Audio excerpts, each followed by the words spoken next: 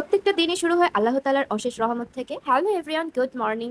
তো কেমন আছো তোমরা? আজকের সকালটা কার কিরকম কাটলো আমি সেটা কমেন্ট বক্সে অবশ্যই জানতে চাই।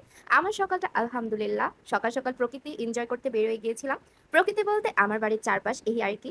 একটু লাল চা না হলে তো হয়ই না, তো রাস্তার মোড় থেকে একটু লাল চা খেয়ে নিলাম।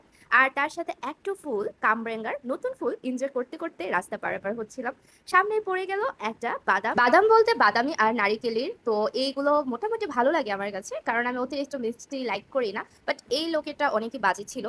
তা যাই হোক, তারপরে সকালে বাসায় খুব তাড়াতাড়ি চলে আসি, কারণ নাস্তা রেডি করার দায়িত্বটা যেহেতু আমার।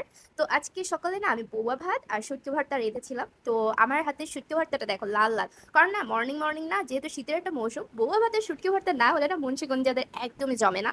তো কারা কারা এই খাবারটা সকালের নাস্তে অনেক বেশি পছন্দ করো কমেন্ট করে যাও। আজকের ভিডিওটা কিরকম লাগলো সেটাও জানিয়ে দিও। সো ভালো থাকবেন, সুস্থ থাকবেন, আল্লাহ হাফিজ।